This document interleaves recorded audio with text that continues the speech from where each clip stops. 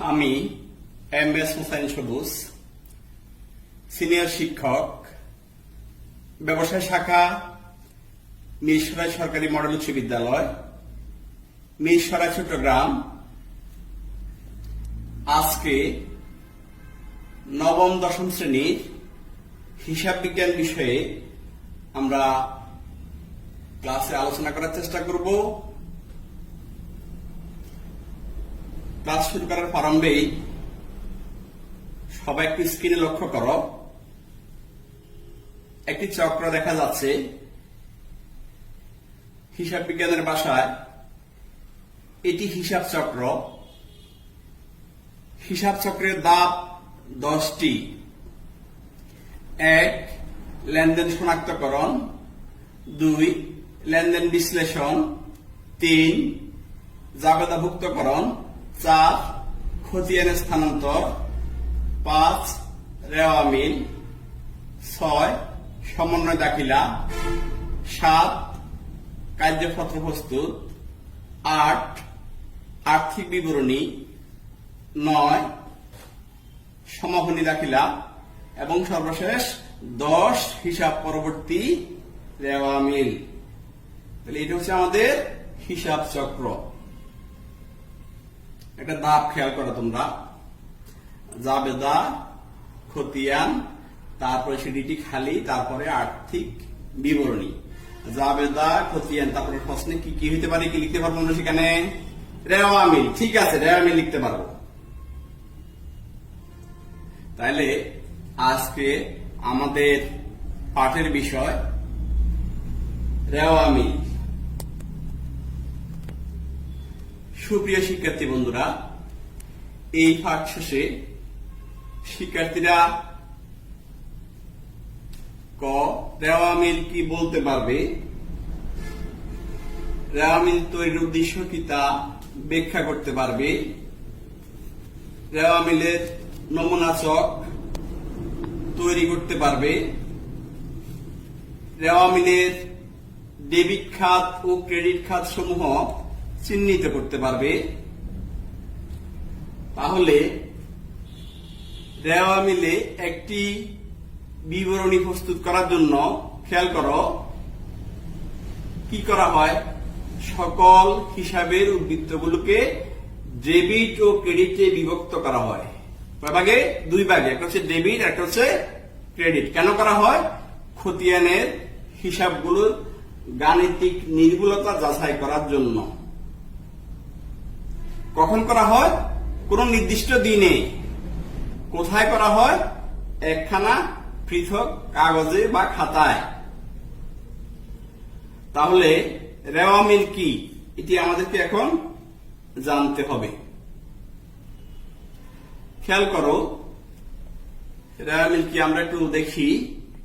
খতিয়ানের হিসাবগুলোর গাণিতিক নির্ভুলতা যাচাই করার জন্য কোন নির্দিষ্ট একখানা পৃথক খাতায় বা কাগজে সকল হিসাবের উদ্বৃত্তগুলোকে ডেবিট ও ক্রেডিট এই 2 ভাগে বিভক্ত করে যে বিবরণী প্রস্তুত করা হয় তাহাকে রেওয়া মিল বলে।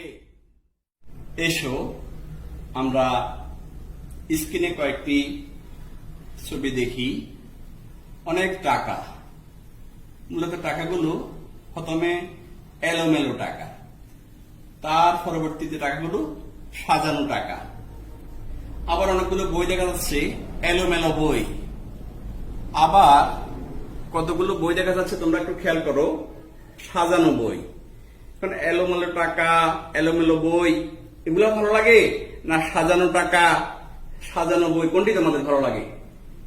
নিশ্চয়ই সাজানো টাকা, সাজানো বই তোমাদের ভালো লাগার কথা। তাহলে এলোমেলো হিসাবকে আমরা বাদ দিব, সাজানো হিসাবকে আমরা টিক চিহ্ন দেব। সাজানো হিসাবই রেওয়া মিল। জাবেদা থেকে খতিয়ান, খতিয়ান থেকে কি হয়? রেওয়া মিল।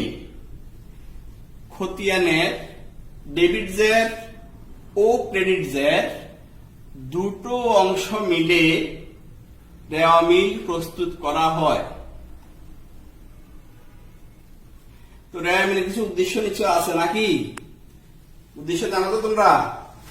জাবেদা ও খতিয়ানে লেনদেনগুলো সঠিকভাবে লিপিবদ্ধ করা হয়েছে কিনা তা যাচাই করা রেওয়া মিলের একটি মুখ্য উদ্দেশ্য, প্রধান উদ্দেশ্য। জাবেদা ও খতিয়ানের গাণিতিক শুদ্ধতা যাচাই করা রেওয়া মিলের উদ্দেশ্য। এটি খেয়াল রাখবে তোমরা। ছবিতে দেখো রেওয়া মিলের একটা উদ্দেশ্য এখানে আছে যে এক নজরে সাজিয়ে ক্রমিক নাম অনুসারে বিবরণের ব্যাখ্যা সহ টাকাগুলোকে যদি একসাথে রাখা যায়, আর্থিক বিবরণী প্রস্তুতের সময় ও শ্রমের অপচয় রোধ হয়।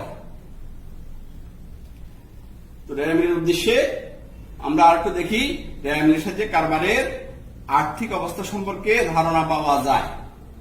কারবারের আর্থিক অবস্থা, ঋণ, মূলধন বা মোট সম্পদ সমান মোট দায়, এই সম্পর্কে তথ্যপত্র সঠিকভাবে পাওয়া যায়। রেওয়া মিল করব, অবশ্যই রেওয়া মিলের একটি নমুনা চক সম্পর্কে আমাদের সম্যক ধারণা অর্জন করতে হবে। খেয়াল করো, শিরোনামে প্রতিষ্ঠানের নাম, রেওয়া মিল, কত সালের বা কত তারিখের সেটি উল্লেখ থাকবে। আর রেওয়া মিলের গড় হচ্ছে 5টি। ক্রমিক নং, হিসাবের নাম, খতিয়ান পৃষ্ঠা, ডেবিট টাকা ও ক্রেডিট টাকা। এসো একটি সূত্র দেখার চেষ্টা করি।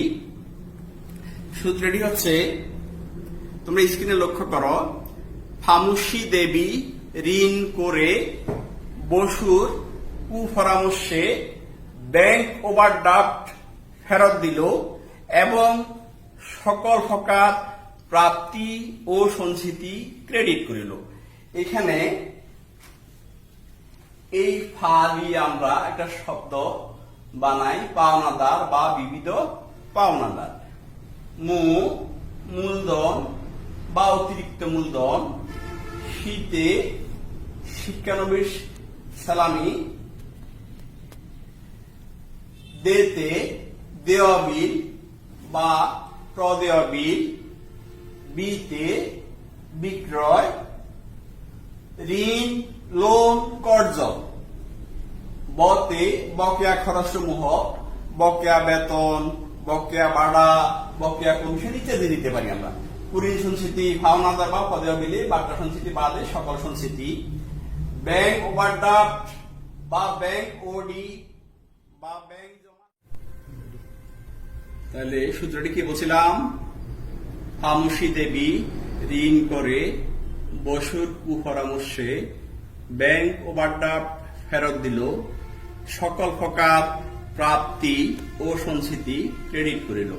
এখানে ফেরত দিয়ে আমরা ফেরত, ক্রয় ফেরত অবলিক বহি ফেরতকে চিন্তা করব।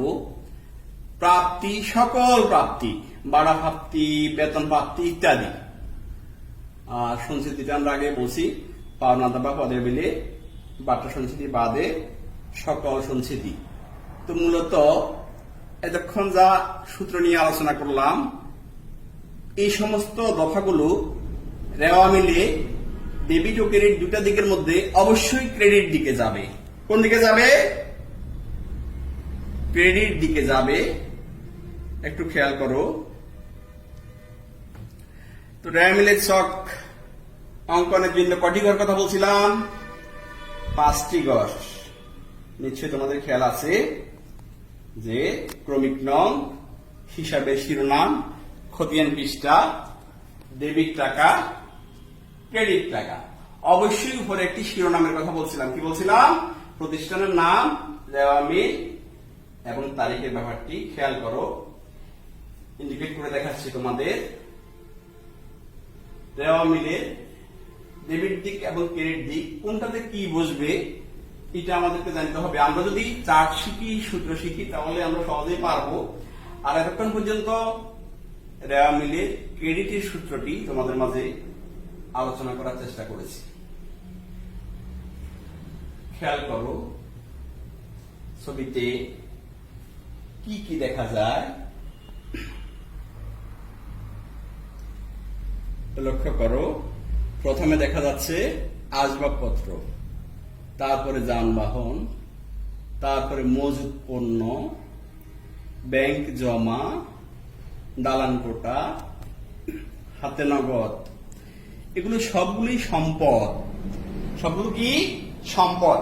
খেয়াল রাখবো, সকল সম্পদ ডেবিট, সকল খরচ ডেবিট, সকল আয় ক্রেডিট, সকল দায় ক্রেডিট। একটু খেয়াল করলে আমরা রেওয়ামিল করতে পারবো এই সমস্ত কথাগুলো।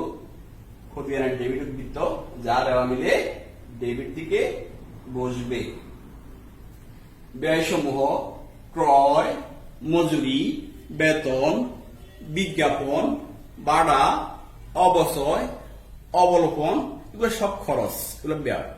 খতিয়ানের ডেবিট উদ্বৃত্ত যা রেওয়ামিলে কোন দিকে বসবে? ডেবিট দিকে বসবে। খেয়াল করো, দায় সমূহ ব্যাংক জমাতিরিক্ত, পাওনাদার, প্রদেয় বিল, বকেয়া বেতন, অগ্রিম শিক্ষানবিশ সালামি, এগুলো সম্পর্কে গত ক্লাসে তোমাদের বিশদ আলোচনা করেছিলাম। সেই হিসাবে খেয়াল রাখো, খতিয়ানের এগুলো ক্রেডিট উদ্বৃত্ত যা রেওয়ামিলে ক্রেডিট দিকে বসবে। কোন দিকে বসবে? ক্রেডিট দিকে। তো তোমরা তো ইতিমধ্যে রেওয়ামিলের চক অঙ্কন করা শিখে গেছো সবাই, সকলকে ধন্যবাদ। আমি আনন্দিত এমনিতে যে মিরিশরা সরকারি মডেল উচ্চ বিদ্যালয়ের শিক্ষার্থীরা ক্লাসে সব সময় খুব মনোযোগী, তারা যে কোনো বিষয়কে হৃদয় দিয়ে ধারণ করে, সেই হিসাবে তোমরা পারবে রেওয়ামিলকে আশা করি। খেয়াল করো, উপরে বক্সে কয়েকটা দফা, নিচে বক্সে কয়েকটা দফা দেওয়া আছে, এগুলো কোন দিকে বসবে আমরা একটু চিন্তা করি। সকল সম্পদ কোন দিকে বসে বলছিলাম? ডেবিট দিকে। সকল খরচ ডেবিট দিকে। প্রাপ্য আয় সমূহ বিক্রয় ফেরত, উত্তোলন, সদুত্তরী, এই সমস্ত খরচগুলোকে আমরা বা সম্পদগুলোকে আমরা ডেবিট দিকে চিন্তা করব। আর ক্রেডিটে চিন্তা করবো আমরা দায় সমূহ। একটু আগে যে জানলাম যে পাওনাদার, প্রদেয় বিল, ব্যাংক জমাতিরিক্ত, মূলধন, অনেক কথা জেনেছি, এগুলা সব ক্রেডিট দিকে যাবে। আয় বা লাভ হলে ক্রেডিট, অনুপার্জিত আয়, সঞ্চিতি সমূহ, ক্রয় ফেরত, মূলধন, এগুলো ক্রেডিট। তাহলে ডেবিট এবং ক্রেডিট নির্ণয়ে কিছু ধাপ আমরা ইতিমধ্যে শিখলাম। মূলত আরো বাসায় বেশি বেশি প্র্যাকটিস করলে একেবারে সহজ হয়ে যাবে তোমাদের কাছে। তো চলো সবাই একটা রেওয়ামিল করার চেষ্টা করি। জনাব হামিদ 2014 সালের 31 ডিসেম্বর তারিখের কয়েকটি খতিয়ানের জের। হাতে নগদ কত টাকা? ক্রমিক নং 1, হাতে নগদ 30,000 টাকা। এটি ডেবিট, সকল সম্পদ ডেবিট। 2, ক্রমিক নং বেতন 5,000 টাকা, বেতন খরচ কোন দিকে যাবে? ডেবিট দিকে যাবে। 3, আসবাবপত্র 15,000 টাকা, সম্পদ ডেবিটে যাবে। মূলধন বা দায় কোন দিকে যায়? 4 নম্বর মূলধন ক্রেডিটে যাবে। তো আমরা একটা রেওয়ামিল করার চেষ্টা করলাম। রেওয়ামিলে সাধারণত উভয় দিক মিলে যায়। আমরা একটু যোগ করার চেষ্টা করব। ডেবিট দিকে 30, 30 এর 5 35,000, 35 এর সাথে 15 যোগ করলে 50,000। আবার ক্রেডিট দিকে শুধু একটি মাত্র দফা আছে, যোগ করলে কত? 50,000। রেওয়ামিলটির ডেবিট দিক এবং ক্রেডিট দিক উভয় দিক মিলেছে কিনা? মিলছে। তো তোমরা করলে এইভাবে মিলে যাবে। অবশ্যই না মিললে পরবর্তী ক্লাসে আমরা অনিশ্চিত হিসাব নিয়ে এই বিষয়ে আরো একটু আলোচনা করব। সুপ্রিয় শিক্ষার্থী বন্ধুরা, অনেক মনোযোগ দিয়ে দেখছো, হৃদয় দিয়ে ক্লাসটি অনুভব করতেছো, তোমাদেরকে ধন্যবাদ। একটা কাজ দেখো, দলগত কাজ।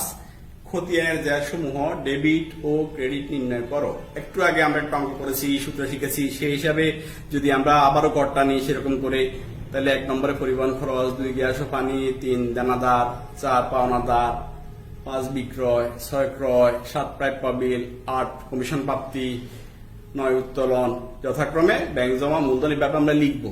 তো কোনটা ডেবিট এবং কোনটা ক্রেডিট এটা পারবো না আমরা, নিশ্চয়ই এখন সবাই পারবো। তো রেয়ামিল কি এটা তো তোমরা লিখে নিয়েছো আগেই, এটা সবাই জানো। ব্যয় সমূহ যে ডেবিট দিকে বসে এটা তোমাদের ধারণা আছে, দায় সমূহ যে ক্রেডিট দিকে বসে এটাও তোমরা জানো, ঠিক আছে। রেয়ামিলের মাধ্যমে কিভাবে গাণিতিক শুদ্ধতা যাচাই করা হয় এটা তোমরা ইতিমধ্যে দেখলে, ধারণা হয়ে গেছে সবার। তো আমরা ক্লাসের একেবারে শেষ প্রান্তে এসে গেছি। একটি বাড়ির কাজ দিব, সহজ একটি কাজ। 5টা বই দেখে রেয়ামিলের ডেবিট ক্রেডিটে 4টি শিখে লিখে নিয়ে আসবে। সুপ্রিয় শিক্ষার্থী বন্ধুরা, এতক্ষণ পর্যন্ত আমরা রেয়ামিলের একটি ক্লাস উপভোগ করেছি। যে বাড়ির কাজটি দিয়েছি এটি যদি স্কুল খোলা থাকতো তোমরা ক্লাসে আমাকে দেখাতে। যেহেতু এখন বৈশ্বিক মহামারী করোনা কাল চলছে, সেহেতু আমাদের স্কুল সমূহ বন্ধ, তোমরা ঘরে বসে পড়ালেখা করছো, অনলাইনে পড়ালেখা করছো। আমাদের মিশরের সরকারি মডেল উচ্চ বিদ্যালয়ের অনলাইন ক্লাসগুলো নিয়মিত দেখছো। তো সেই হিসাবে যখন ক্লাস চলবে তখন বাড়ির কাজটি আমাকে ক্লাসে উপস্থাপন করবে, আমি দেখবো এবং পরবর্তী অঙ্কগুলো আমরা সেখানে করার চেষ্টা করব। সকলের প্রতি শুভকামনা, তোমরা সুস্থ থাকো, ভালো থাকো, নিরাপদ থাকো, এই কামনা করে আজকের মতো সকলকে ধন্যবাদ সবাইকে।